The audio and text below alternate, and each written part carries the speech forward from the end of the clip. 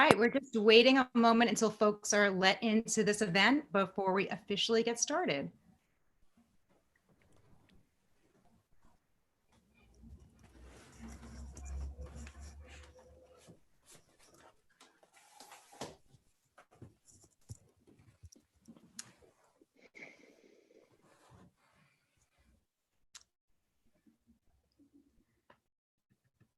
All right. Hey, everyone. Welcome to HuffPost's live event on workers' rights and the workplace in the wake of COVID-19. As many of us are aware, the workplace as we know it may never be the same. We'll dive into that and more with our great group of HuffPost reporters and editors who have been tirelessly reporting on workplace issues amid this global pandemic. I'm Laura Muraski, and I work on strategy and innovation here at HuffPost, and I'll be facilitating things today. But just a couple of quick things before we get rolling. We want to make this as interactive as possible. So I encourage you all to start your video. You could find that function at the bottom left of your screen. This way we could all see one another. And, we also want to hear from you. So if you have a question you'd like to ask live, you can do that by raising your virtual hand. And by doing that, you can click on the participants part on the bottom of your screen, and you should see a panel open up on the right with the raise hand option. It's just a little icon. So let's just try to do that right now. Let's all try raising our virtual hands to make sure it's working for everyone. Cool. I'm seeing some hands raised there. Looking good. Awesome. All right, you can go ahead and lower that hand for now. But during the program, shortly after you click raise hand, because you want to ask a question, you'll see a chat message pop up at the bottom of your screen where you'll hear directly from one of our HuffPost moderators. They all have HuffPost branded pink and green backgrounds, so they're very easy to spot. We'll just say hello to those folks right now. Hey, guys. Hello. And hey. We'll all try to get to your questions, all of your questions, but when it's your turn, we'll unmute you and we'll call you up live. You can also use that same chat feature that you found there and reach those same moderators directly if you have any technical issues or questions about how to participate today. And if you do have a question to ask today, I encourage you to click that virtual raise hand button as soon as possible so we can have time to get to that question. Also, feel free to make use of Zoom's virtual claps and thumbs up features, have a little fun here. And before I forget, if you'd like to support our journalism and keep it free for everyone, think about joining HuffPost membership. You'll get access to our comments section, invites to virtual events like these, and other cool perks. All right, without further ado, I'm going to hand this off to today's event moderator, Richard Kim, Enterprise Director at HuffPost. Thank you, Lauren, and thanks to all the HuffPost fans who are joining us for this live event. So I think undeniably, the coronavirus pandemic has raised some really hard, tough questions about how America treats its workers. Who gets to stay at home when they're sick and who has it to come into work? Who's been classified as an essential employee and who has the option of working from home? Now that all 50 states are set to reopen their economies, for better or worse, thousands of low-wage workers are going to be asked to come back into restaurants and retailers. And do these workers feel safe? What are the new rules? Since the very first coronavirus cases here in the United States, a fantastic team of HuffPost reporters and editors have been covering these issues and more. And I'm really lucky to be joined by three of them here today. We have senior enterprise reporter Emily Peck, who's covered everything from paid sick leave to the lack of childcare to grocery store workers and the stimulus packages coming out of Washington. Senior enterprise reporter Dave Jamieson has looked into conditions at warehouses, meatpacking plants, proposals for hazard pay, and much more. And joining us from London is Laura Paddison, editor of HuffPost This New World, a project that shines a light on the movements and businesses fighting for a fairer, more sustainable economy. So we're really lucky to have these reporters and editors here with us, and I just want to get into it right now. So Emily, there are 179 countries around the world that offer some form of statutory paid sick leave. That's 95% of all the countries in the world and all the developed nations. The United States is not one of these. You've covered this issue for years. Can you just give us a basic sketch of what paid sick leave was like in this country before coronavirus? Who had it and who didn't? Yeah, I mean, as soon as this pandemic started bubbling up in February, March, I instantly was like, oh no, the United States is uniquely badly situated to handle this.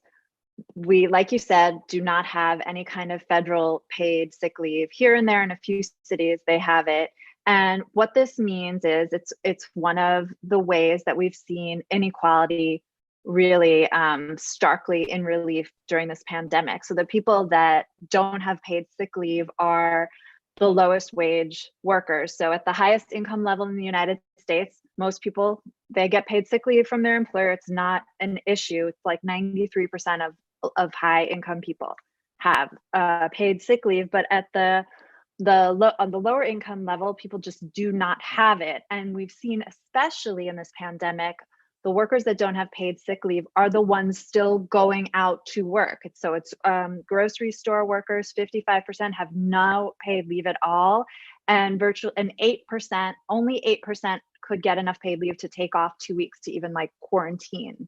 It's grocery store workers, it's retail workers, it's everyone essentially still going out to work, Richard, that doesn't have paid sick leave. It's become a total crisis right now. And we're gonna take our first poll right now. So this is gonna launch on your screen, and it's a very simple one. It's just a yes or no question. Do you have paid sick leave at your work? So you could answer that poll. And while we're tabulating those results, I wanna bring in Laura. You know, as we've been discussing, Laura, this is not how the rest of the world does this. In most countries, there is some form of statutory paid sick leave. And you know, what do we know from how other countries do this? Does it work? Does it hamper productivity? What are you seeing when you look at the studies? Yeah, so as you're saying, Richard, the US is such a huge outlier. It's the only developed country really that doesn't have national paid sick leave. So, I mean, as you said, more than 90% of others do. There's some really, really strong policies out there. The Netherlands, you get paid sick leave from day one. It provides up to 2 years of paid sick leave, and that's around 70% of your salary, capped to a certain amount. So if you have a major illness like cancer, obviously that gives you the means.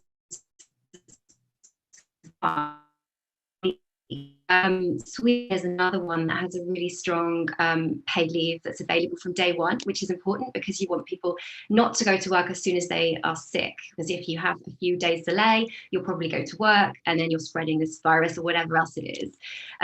So that kicks in from day one. It gives you up to a year of paid leave, and that can be extended. So the first 14 days of that would be paid by the employer, and the rest taken up by the state under social insurance policies. And obviously in Europe, those are much stronger. And Sweden's quite an interesting one because it's kept its economy open, and whether or not that's the right decision is unclear. It's seen higher death rates. But what is clear is that it wouldn't have been able to do that if it didn't have paid sick leave policies in place, because you have to be sure that people will stay at home if you want to kind of stop spreading the virus. So there's lots of, I mean, intuitively, it's a better policy in terms of a pandemic. You know, workers who lack paid sick leave are 1.5 times more likely to go to work contagious. There's so many studies out there. 1 in 5 food workers in the US say they've gone to work with vomiting and diarrhea because they didn't have paid sick leave. So there's such a key place for paid sick leave in a pandemic to stop spreading that virus. And in terms of kind of other benefits of it, it's been shown that it helps workers stay within the jobs that they've got. They feel more supported. It's not a huge cost to employers. I think there was a study that was around 2.7 cents per hour of paid work per employer. And also there's this kind of idea that it stops presenteeism. So if you feel like you're supported to be able to take sick leave, you will, and that has benefits for the economy and for health overall. Thanks. Do we have the results of that first poll? Can we see what came up? So 91% of people here have paid sick leave, 9% do not. That is interesting and different than the population in the United States at large. Dave and Emily, I know you both have interviewed workers who were, you know, faced with this really difficult choice of like, I think I might have the flu, I might have a cold, I might have some of the symptoms of coronavirus, but I really need that paycheck to come next week. And you know, we also know that most Americans don't have, you know, $400 in the bank just to like buffer against emergencies. What are some of the things workers have told you? And, Dave, maybe we could go to you. Sure. Yeah. People are really nervous right now. There's just, a level of anxiety that I think most of us have never seen before among workers out there. And early on in the pandemic, it was, essential workers who had, serious concerns about going to work and working through this. Were they getting the personal protective equipment they needed? What was their sick leave situation? But now we're going to see those concerns spreading out to everybody as we're kind of undergoing this reopening experiment. Different states are plowing ahead more than others right now. We're going to see non-essential places start to open up again, and it's kind of a wild west. I was talking last night to a bartender in Las Vegas. His wife has serious health issues.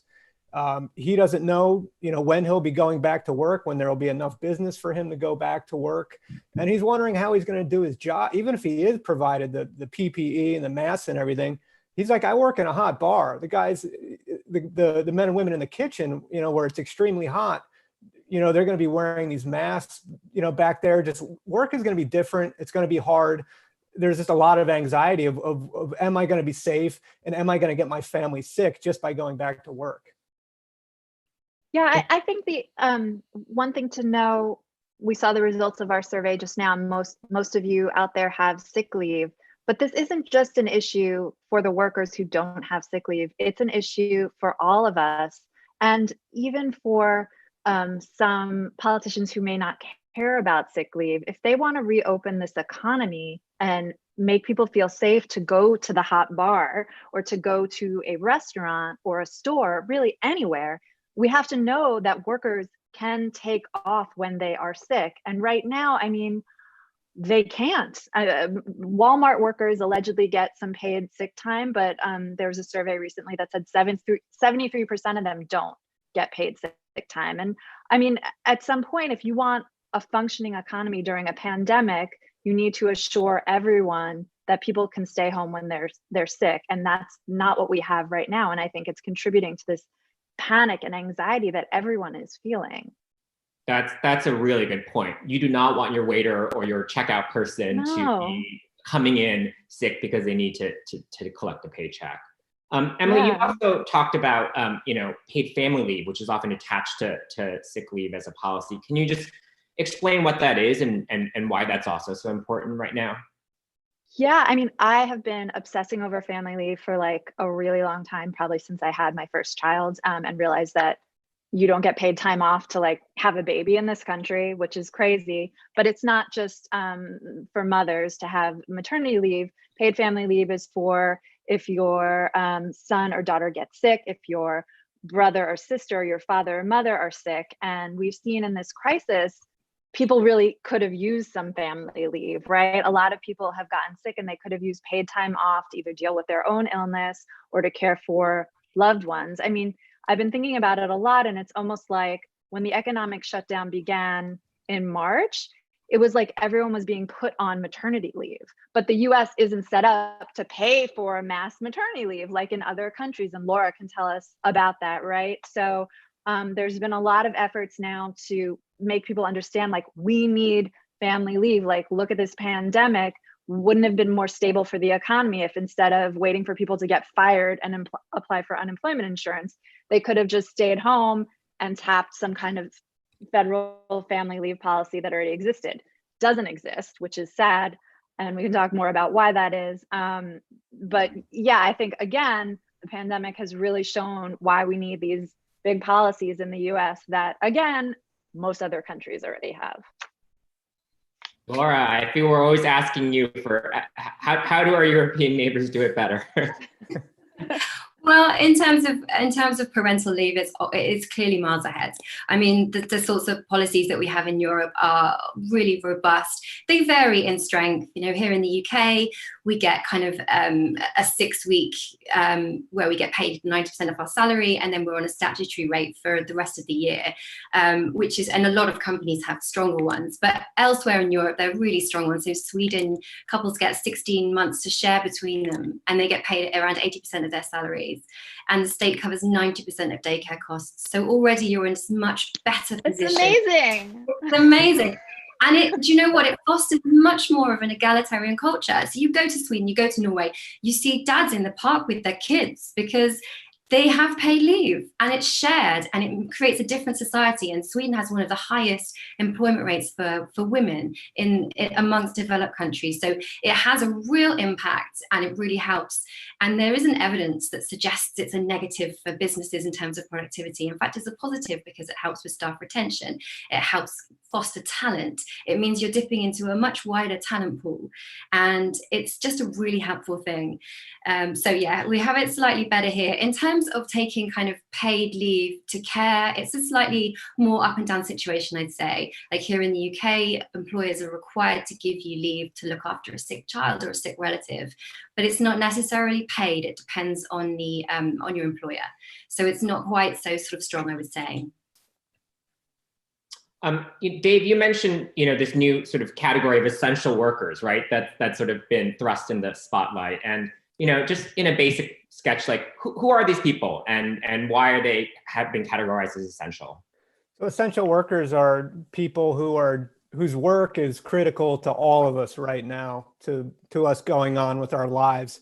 So that's everyone from healthcare workers, nurses, and doctors, obviously, but also grocery store workers, because we all need to buy food.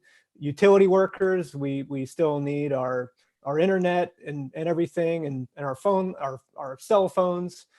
So all kinds of workers who are doing things that the states and the federal government has classified as part of critical infrastructure.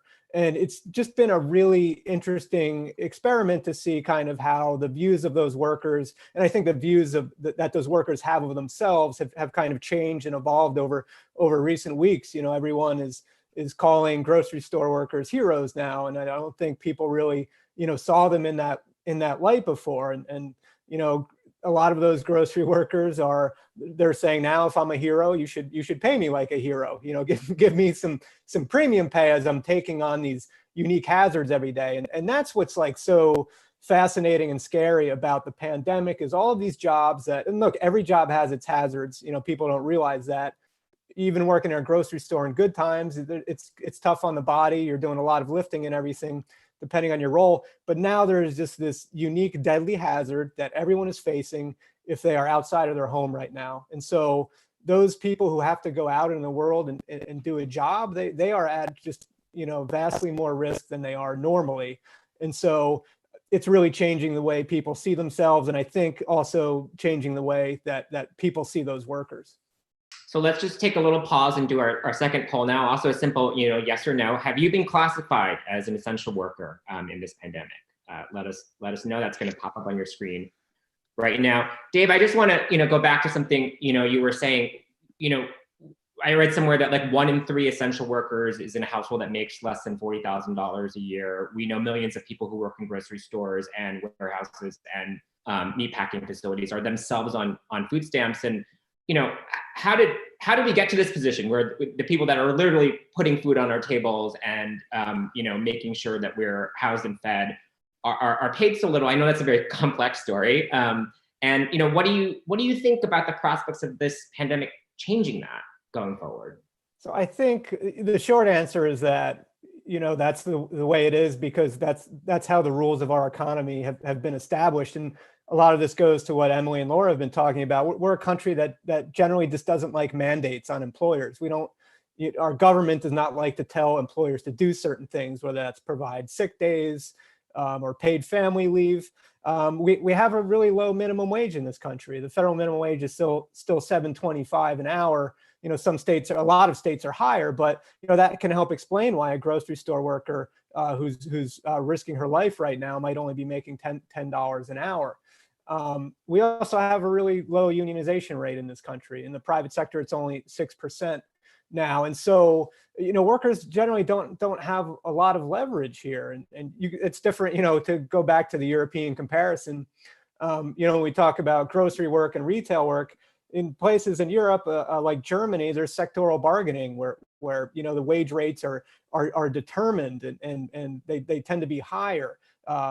So we don't have that sort of thing in the U.S. People are, vast majority of people are not in unions. And so, one thing I've seen over and over in doing lots and lots of interviews since this all started is like this thing that was simmering beneath for a long, long time, this feeling of like having no agency at work, of having all of the terms of employment dictated to you.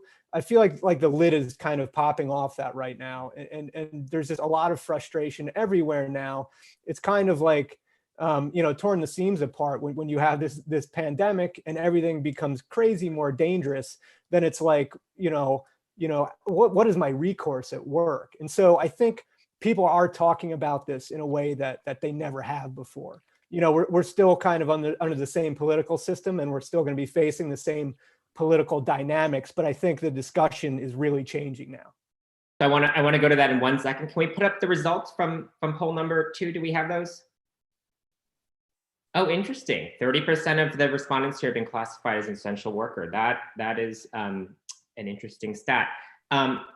Emily, I know you've been covering proposals to on the federal level to mandate paid sick leave and family leave for a while, and they seem to go nowhere. And there was a kind of moment, I think you and I were talking like maybe 6 weeks ago, where like this seemed like an obvious thing that's going to happen, and yet we now know that the bill President Trump signed did extend paid sick leave to a tiny fraction of people. What happened, with that? It was really heartbreaking. Like you said, I was like, this is the moment. It's finally happening. I've been following this for a long time. And now here we are. And all the advocates were on the phone to me, so excited, so happy. This was the second stimulus bill, the Families First Coronavirus Relief Act, FFCRA. In it was a proposal to give people 2 weeks paid sick time and 12 weeks paid family leave, which is huge right now, because remember, parents around the country are home with their children and they need to look after them a little bit and teach them stuff, I guess. Anyway, they put it in the bill. Everyone seemed very excited about it. Everyone I talked to was like, it's really happening. Like these advocates are fighting for this stuff for like, decades upon decades. The US only has this one unpaid leave law that was passed like during Clinton administration. Very excited. House passes it. Woohoo!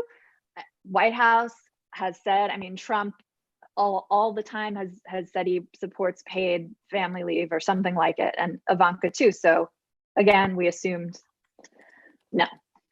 When it goes over to the Senate, Republicans and the White House basically negotiated these massive carve-outs to the policy. And what wound up getting passed was this very weak sauce policy that some estimates say leaves out about 80% of the workforce. So the people left out are anyone that works at a company with more than 500 employees, which is about half of the companies. Anyone with a company with fewer than 50 employees is also left out, or not technically left out, but those companies can just say that they can't do it, and they don't have to submit their reasoning to anyone. They can essentially just write on a piece of paper, we can't do this, it's too taxing for us, and put it in a drawer. And that's enough under this law for them to get out of providing paid time off. So at the end of the day, it was pretty much gutted entirely. And there was talk about putting it in the CARES Act, which was the third stimulus. That didn't happen. And now we're on, I guess, the 4.5 version of a stimulus that House Democrats are trying to close all the loopholes. And that did pass the House, but I don't see it getting past the Senate right now. They don't want to do anything else. They want to send everyone back to work anyway.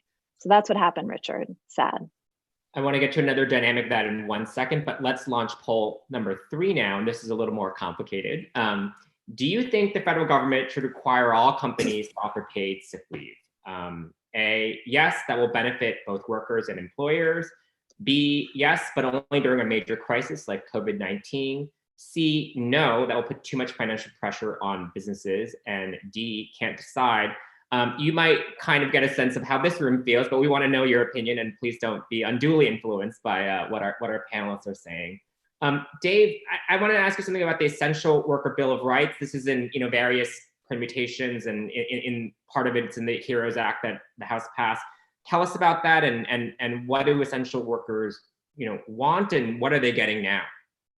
Yeah, so the Essential Worker Bill of Rights is a proposal led by Senator Elizabeth Warren and Representative Ro Khanna. It's kind of a grab bag of progressive concepts to deal with essential workers right now. It would guarantee personal protective equipment on the job. There is currently no guarantee of that, so we hear lots of complaints. It would offer a pandemic premium pay.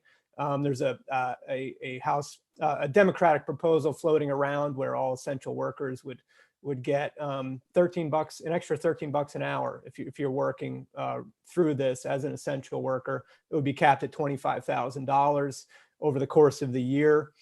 They want to have stronger whistleblower protections for people who come forward to talk about safety problems in the workplace, and they want to have a federal pool of money for childcare right now. Obviously, that's a huge crisis. Emily's been writing relentlessly on that, where there's this huge problem. We need people to work right now, but who's going to watch their children while schools are closed and daycare centers are closed? So, the Essential Worker Bill of Rights, it's as I said, a grab bag of ideas for how to address these problems right now. Not going to go anywhere with the Republican Senate, but elements of it might. I mean, there's, Mitt Romney is one Republican who has put out a hazard pay proposal. So it's less generous than the Democratic one. It's $12 an hour and for a more limited time. But it's very interesting to see that, and we've seen Republicans showing support, for recurring payments right now, when we talk about something like UBI. So, this crisis is so deep and so unique. I think it's sort of, opening some politicians up to ideas that, may have seemed crazy, not too long ago to see. You look at something like the extra federal unemployment payment of $600, for workers who are out of work. I would have been shocked if you told me a year ago we're going to be in a situation where Republicans are on board with something like that. But kind of, that's where we are. I mean, I think a lot of these proposals are going to be really tough to get anywhere, especially you look at something like the hazard pay. We have not, Trump said, it's something he's looking at, but he says he's looking at everything, literally, if you ask him. So that doesn't necessarily mean anything. So, a lot of these things are going to be tough to pass, but we might see them break through in certain ways. Yeah, what really struck me about the Romney proposal is how close it was actually to the Democratic proposal of $13 extra an hour, and how far it was from what some corporations like Amazon and other places have been doing, which is offering this sort of voluntary hazard pay of $2 extra an hour. And you've spoken to workers who get that, and what do they say? How does that figure into their budgets? What does that do for them? I mean, one Amazon warehouse worker, called it chicken feed when I was speaking with them. It's not a lot, right? I think a lot of workers like to have it. I was just on a call with a whole bunch of grocery workers who were hammering Kroger for phasing out their hero pay, as they called it. That's an extra $2 an hour. They're saying, hey, are we no longer heroes? It seems like there's still a pandemic around. So why are we not getting this extra $2? But yes, it's quite small. When you talk about that, that's an extra $80 a week before taxes. I have the luxury of working from home. You have to really, really need that money to want to go out and work in a pandemic to get an extra $80. And, we spoke to a lot of Starbucks workers, and many of whom worked at drive-thrus, during the pandemic, when those stores remained open, and they were getting an extra $3 an hour. Starbucks offered them catastrophe pay, where they would get their normal wages to stay home. If they chose to work, they would get an extra $3 an hour. And a lot of them actually chose to do that. And it's kind of wild to think about. Like, I'm going to venture out into the world right now when I could be getting my normal pay. I'm just going to do it for another $3 an hour. You got to really need that extra $3 an hour to be willing to do that. Some of these hero pay situations really break my heart. I think, Dave, you might have reported on the meatpacking industry. Some of these meatpacking warehouses, there was at least one offering a bonus if you had perfect attendance, like $50 or something during the height of, as this coronavirus is spreading in this warehouse. workers are essentially told like, risk your life, but get this little extra bit of money, or stay home and get nothing. It like breaks your heart. It's almost like a hostage situation. Yeah, this was at Sanderson Farms. They're one of the biggest poultry producers. They offered $1 an hour bonus for the pandemic, but you needed to hit perfect attendance for the week. So there's, a very, I think, dangerous incentive built into that. Yes. Where and that's why we have seen this. I mean, the CDC has already found this, looking into cases that these wacky incentives are part of the problem in these meatpacking plants, where people, if I'm sick, if I have symptoms, I got to go to work anyway because I need that extra $40 this week that badly. And so these are strange incentives that exist a lot of times, but now we're seeing how hazardous they can really be. You can see that. You. Sorry. Well, you can see that in some of the countries that have been worst affected by the pandemic are countries that don't offer any kind of paid sick leave, or offer it much delayed. So Italy, Iran, they have paid sick leave, but it kicks in like 4 days after you first get sick. So that's asking a worker to be like, okay, I'm going to take those 4 days with no pay. And for many people, they're just in too precarious a situation, like you're saying, to be able to do that. US as well, obviously. Can we see the results of the third poll? Overwhelming majority think that people should have paid sick leave and that it's good for both workers and employers. And this actually tracks somewhat with the way Americans feel when they're polled generally. Even Republicans feel this way, and yet we're sort of at this political impasse where it doesn't appear it's going to happen. Laura, I want to ask you just one quick question before we take questions from the audience here.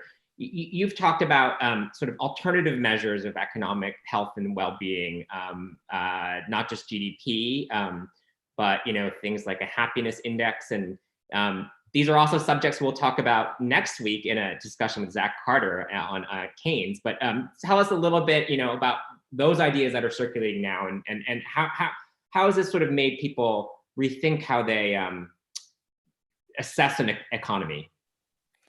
So this idea that GDP shouldn't be the sole metric of success of a country has been bubbling up for a while now. It's kind of obvious now that GDP rising doesn't necessarily mean that those proceeds of growth are being shared equally within society. I mean, absolutely not. And also, it doesn't correlate with general well-being. I mean, there's a World Happiness study that comes out every year. Its GDP is enormous. So it doesn't translate into knowing that you have a well-functioning society. So there's a movement to suggest that we should think more about quality of living metrics when looking at what makes a good society. And in New Zealand, I guess is probably the most interesting example recently. It's a developed country. It said, look, we're going to base our well-being around our budget around well-being. So all spending is based on these kind of cornerstones of well-being that include things like tackling mental health, child poverty, opportunity for kind of Indigenous people. So this idea that you can think about quality of life within a country, what makes it successful. And we've been hit by a series of crises. I mean, we had the financial crisis, we've had various sort of viruses spreading. Now we've got COVID, we're going to see it again. We're going to be hit by a number of shocks. And so it's this idea of thinking about how do we develop an economy that works for people, works within the limits of the planet, and gives people what they need. Thank you. So I want to just remind people who are on the chat to raise your hand virtually if you have a question, and our moderators will be able to get to you. We also screened some questions ahead of time. And Lauren, do you have one from to ask the panel? I do. Yeah. Thank you for that reminder. Some of our moderators might have already reached out to you, so you'll want to check that chat feature so you can respond. But yeah, let's get to some pre-registration questions, and then we'll love to hear from you live. The first pre-registration question we received that we're going to go to today is from John Highness, and he asks, I am a high risk, otherwise healthy and able to work. My physician says stay home, but can I collect unemployment insurance? So I would generally no would be the answer. That the Labor Department has put out guidance on this issue saying that if you choose not to work out of fear of contracting COVID-19, that generally wouldn't make you eligible for unemployment insurance. You should check with your state, though. Some states have actually been aggressive on this in terms of wanting employers to notify them when workers decline to come in out of concern because they want to cut them off the unemployment rolls. The rules very much vary state to state, but that is the guidance the federal government has given, and it's really it puts people in such a unique predicament where you are, you literally have to go back to work for fearing for your safety and the safety of your family, or know that you may not be able to collect UI.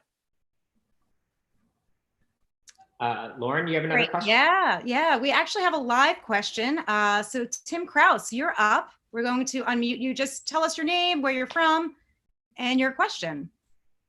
Great, thanks, Lauren. Tim Kraus, I'm from Stevens Point, Wisconsin. I'm a department chair for the University of Wisconsin. And of course, all of our classes are virtual this semester, and we've just wrapped up. But like a lot of faculty, we're looking ahead to next fall. And there's been a lot of focus on the health and well-being of students, of faculty, and staff. But my question really is also about the financial well-being of our students as well. We've said, well, in many cases, we expect them to come back. We expect faculty to come back, but we're talking about a population that works at Starbucks. They work in the meatpacking plants that you all were talking about a few minutes earlier.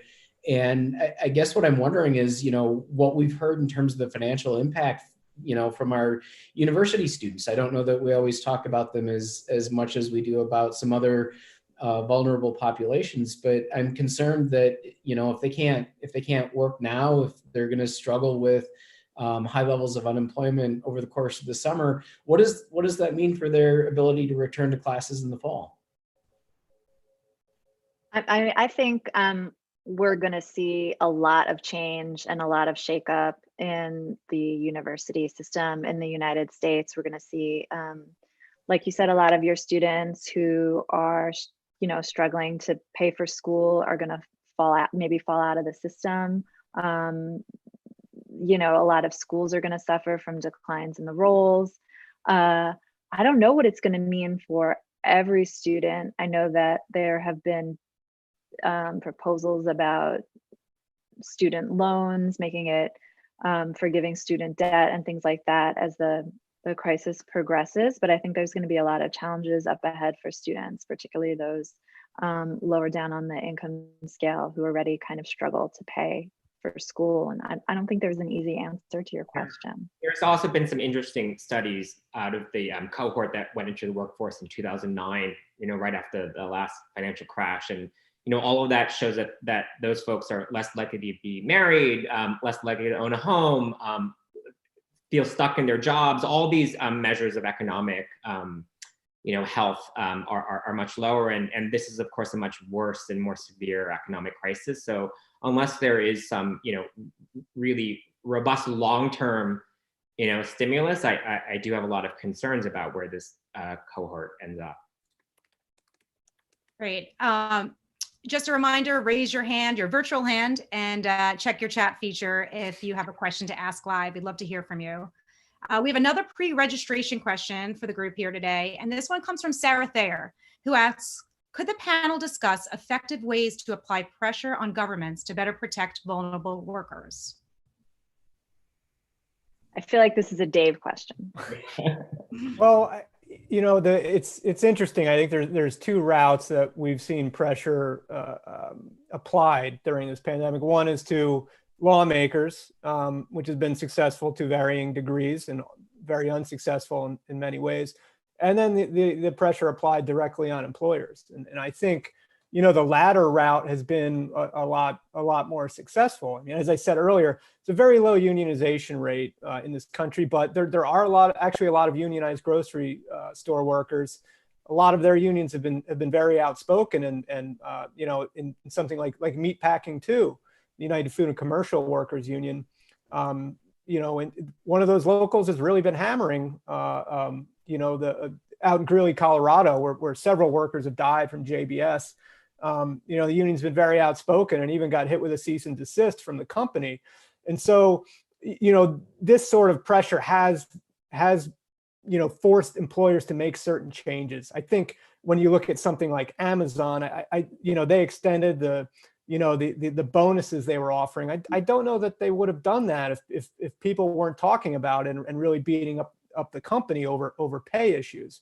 And so I think that has been kind of a route that's had a lot more traction for workers is frankly like openly criticizing employers over safety issues, forcing them to adopt new protocol and pressuring them overpay to give them more money.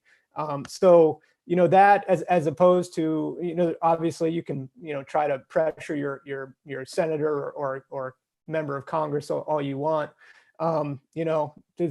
There's always the ballot box and come November, but I think in the short term, I think we've seen more success with people pressuring companies. I mean, that's what happened with Starbucks also. You mentioned the catastrophe pay. That only happened after there was an online petition from workers and there was media coverage. And my short answer, I just realized, is people should just email us and tell us how they're being treated, and then we'll write about it, and that would be helpful as well. Right, Dave? Yeah, we have a tip line, scoops@HuffPost. Got a tip line. Please send us your tips. There's an interesting investment movement as well, which is putting more emphasis on how companies behave in environmental terms and in social terms as well. And a lot of big investors and asset managers are stepping up and saying, like, you have to treat workers better. We are looking at you. And it's things like paid sick leave. It's how businesses are kind of scrambling to survive, whether they're doing it in a decent way or whether they're putting the risk onto their employees. And there's quite a lot of kind of a movement at the moment around this type of investing to say that businesses that don't behave properly are going to find themselves on the end of some quite difficult campaigns. So this is a more high level thing, but it's an interesting movement, and it's interesting that it's pressuring companies on sort of social aspects. All right. We have actually another question from Josh DeBeer, who's on today, and I'll read it. Related to the last one, a couple of questions ago, what do you think the balance will be for states who are reopening and employers who expect their workers there in person versus continuing remote work? The balance, meaning how many will go back to work and how many will stay home? Yeah, that's what it sounds like. I mean, that's very interesting right now. You've seen a lot of companies that employ like knowledge workers, for lack of a better term, like us, that are home and are going to be working from home for a long time.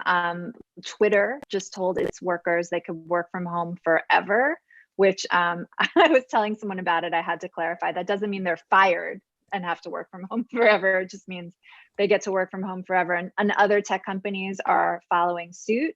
Our company just recently told us probably at least until August we'll be at home.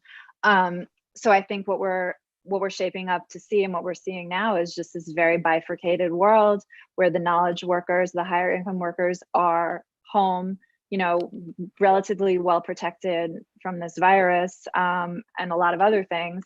And especially in the states that reopen, I mean, I guess people that can't work remotely get to work again and get paid again, but at enormous risk.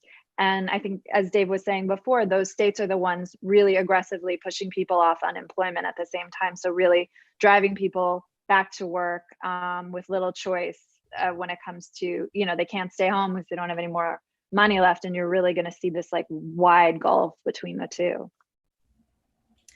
Great. Just a reminder to everyone, raise your hand if you'd like to ask a question. We have about 15 minutes left of our chat today.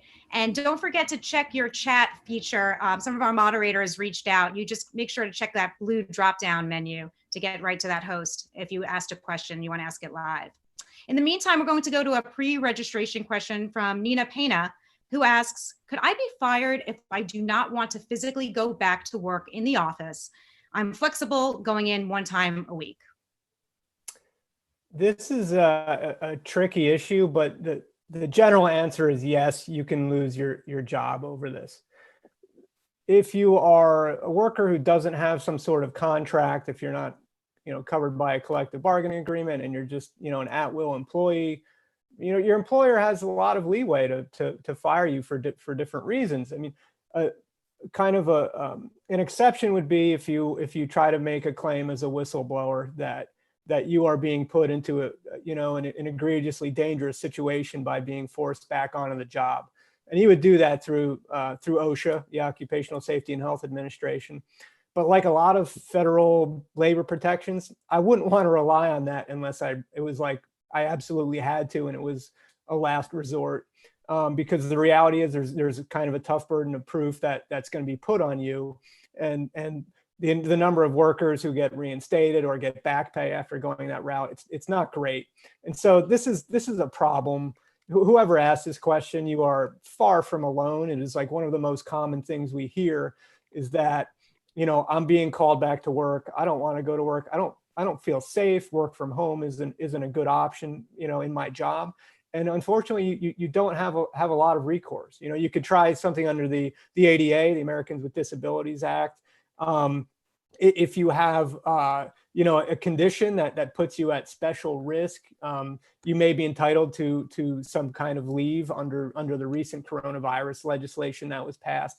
But for most of us who are generally healthy and are just leery of going to work because we don't want to get our families sick right now, there's not great options for you. Okay, just a reminder that raise hand feature, you just click on participants and it will show up on the right-hand side of your screen. You'll see the icon for raise hand after you click on participants.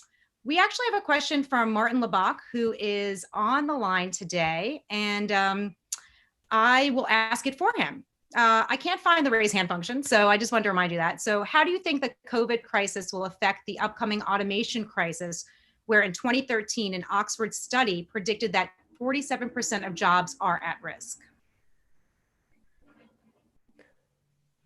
So I would say, I do think we're probably seeing a little, right now, a lot of places cannot have workers on site. And so, employers are certainly looking at automated options to be doing work that people can't perform right now. It may accelerate that trend a bit, but I've always been I've always thought the automation threat is a bit overstated.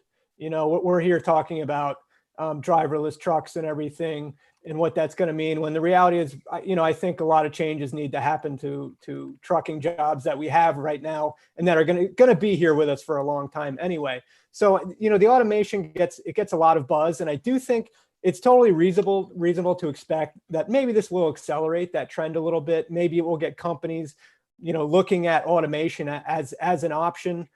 Certainly if pandemics become kind of something that we have to live with every few years. But I think a lot of it is probably overstated.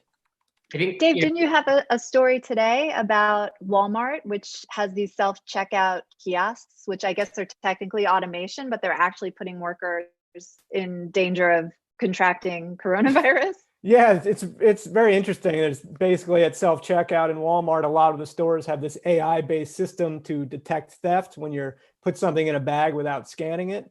The system has not been perfect, and there's a lot of concern at Walmart that it's prompting the self-checkout host to come over and deal with customers when they really shouldn't have to do that. Self-checkout is a great example of what I was just talking about earlier. It's been around for a while now. We see employer retail moving in that direction because it saves on labor costs, right? The more self-checkout I have, the fewer full-time cashiers I need. I think it's as a form of automation or technological outsourcing. It has certainly chipped away at retail jobs, certainly full-time jobs, and yet there's tons and tons of retail jobs still out there. There's lots of grocery work. The grocery stores have had record sales during the pandemic. So, it chips away at jobs in certain ways, but it doesn't necessarily make them disappear. We still need people to stock the shelves. I just want to chime in and just say, I think the sort of other trend that I think we have seen clear signs of accelerating in this pandemic is the monopoly question. So, these huge companies like Amazon, Costco are actually hiring workers in this period and really ramping up to corner larger market share, while a lot of the mom and pop retailers are closed and not coming back. And certainly in New York City, this is a very acute problem. I'm really scared to see what my block looks like in July and August. And that's where a lot of the loan programs and the SBA have not adequately addressed to that scale problem. Yeah, right. I mean, Oh, go on, Emily. oh, I was just going to say, you saw in the recession a decade ago, small businesses shrinking their market share, and most economists now expect this trend to be just on steroids right now. Most small businesses aren't going to make it, have already fallen apart. Restaurants particularly are going under left and right, whereas you see like Starbucks back at it, McDonald's back at it, all these big chains are doing okay. They're able to tap money from the stock market. They're able to tap the Federal Reserve's, money printing machine and stay in business. But the small businesses have just had access to this one little program. It's not little, actually, it's a huge program that's part of the stimulus, but it comes with so many requirements and has been so poorly run that it's not gonna help as much as I think people wanted it to. And at the end of the day, it's like we're going to be living with Amazon, McDonald's, Walmart, and Kroger, and just feeling sad. Or not. Maybe some of you like that. All right, we actually have another live question, and this one comes from Latice Mustin. We're going to unmute you. Say who you are and where you're from, and your question. Can you hear me? Okay, Yes. I'm from Detroit, Michigan. And one of the things I want to know, I work in accounting, and we've all been slowly trickling back into work. But my position as in accounting is that I'm able to work remotely, but however, because the majority of the employees cannot in our salary positions, you're kind of doing this one all, everyone come back type thing. And I'm wondering, should I push back on that, or should I just, go with the flow, so to speak? I mean, I feel protected because I've been wearing a mask and doing the hand sanitation and staying my distance. I've been doing all that. I don't feel any, any necessary concern right now. But should I push back on that theory, or should I say, hey, look, my position can be remote, and you guys are not trying to enforce that or accommodate that? I think you probably know the answer better than we do because your Right. bosses really well. If I were you, and Richard is my boss over there, I would say to him, look, I can do my job really well remotely. I think I've proven that, or whatever you want to say, and see where it goes. But you have to have that sense that your boss or whoever you're at Will accommodate that. it.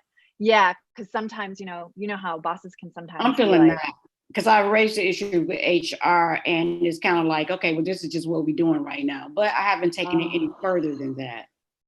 yeah, that's really tricky. Yeah, it is. I'm reluctant to advise anyone to push back at work. Yeah. For fear someone ends up losing a job. Right. If it's a real concern, I mean, you may want to talk to a lawyer about it and see what your options are if it came to that.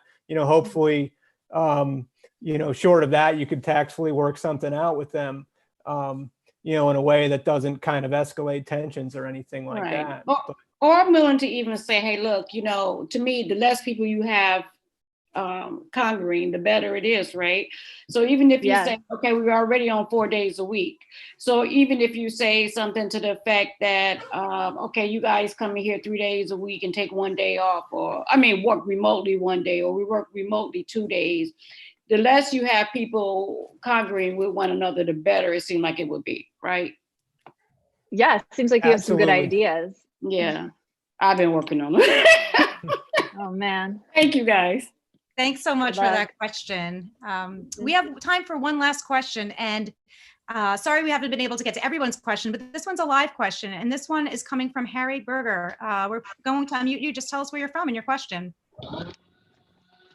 Hey, how are you? Harry Berger from Northern New Jersey. The reason why I asked the question via chat is because they're doing some work with the trees. You may have chainsaws in the background. So you probably don't want to really hear that. But anyway, I'll try to talk over the chainsaws. And by the way, I'm one of those that left the city and went to my cabin in New Jersey. So to take it for what it is. But I've been reading about, vulnerable workers in that those that have underlying health conditions. And they're talking about at certain places risk scoring these people. Less so by age, more so you read about diabetics, people with asthma, people with hypertension. And I'm kind of conflicted about it personally, right? However, it's kind of interesting, and and there's all kinds of laws that seem to fight each other. Like you've got ERISA in one corner, you got OSHA in another corner, you got the ADA in another corner. Like, how does this play out? And I realize that it's important to, mitigate risk and open America back up in a smart, data-driven fashion. But it's kind of just an interesting thing. I'm really worried about sort of the future for workers and discrimination in kind of like a COVID workplace, because you can imagine all kinds of different reasons for discrimination right now with schools and daycare closed. There's, of course, going to be discrimination against working parents and working mothers, particularly, who maybe are going to get forced out of jobs. There's going to be discrimination against, I think someone called them the immunes, or like the people that already got COVID are kind of going to be a coveted segment of the workforce right now. You could see the rest of us getting discriminated against in that respect. I was just on the phone with an employment lawyer who handles discrimination and harassment suits. She said the firm's phones are off the hook right now already. It's a good time to be a lawyer. Yeah. Yeah, I guess it always is. But yeah, she said she's really busy.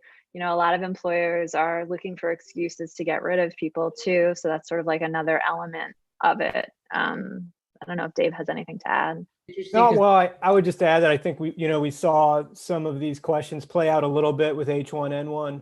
And I'm told a lot of that case law may pop up again, but it's going to be very fascinating to see how a lot of these discrimination questions play out, as we're just really now starting to see the suits get filed. So I think it's just something that we're going to see unroll over the next few years. It also just goes really to the crux of contact tracing, right? So you see South Korea has a very successful contact tracing system, but something that underlies that is that there is less a sense of individual privacy, and also all the various systems you're talking about, the medical records, the employment records, all of that is rolled up into one national ID that lets you then, disseminate this information very quickly across all these different agencies. And that's just not the case here in the United States. In addition to, I think our country just has different norms about, privacy and medical information that we may not be willing to cross. Thanks so much, guys. Thanks for everyone for their great questions. Great discussion here. We're going to take one final poll, and this one's about HuffPost membership. So if we can launch that poll, and the question is, are you a HuffPost member? So as we're doing that, I just want to wind down while that poll's running. And thank you so much for joining us today. And just a heads up, our next event is a virtual book launch for HuffPost senior reporter Zach Carter's book, which just came out this week. It's called The Price of Peace, Money, Democracy, and the Life of John Maynard Keynes. And it's taking place on May 29th. And then on June 8th, we've got a workshop on media literacy, and this is for members only, including free members. So join today if you want to get the invitation for that. This topic was actually voted on by members at one of our past events. So with that, if you enjoyed this event, think about becoming a HuffPost member. Basic membership is free and gets you into the HuffPost community. You'll get to be able to comment on our stories, participate in online polls. Members also get invited to all of our events and get discounted tickets for them as well, for ticketed events. And if you want to financially support the work we're doing and you're able to do so, consider joining HuffPost Plus as a monthly or annual paid member. Lastly, we'd love to hear what you think about this event. So we'll be sending out a survey, so be on the lookout for that. With that, I'm going to wind down. Richard, Emily, Dave, Laura, thank you so much. And thanks to our moderators. And thanks for all of our HuffPost fans here. It's great to see you all. Thank you, guys. Thanks, everyone. Thank you. Great questions.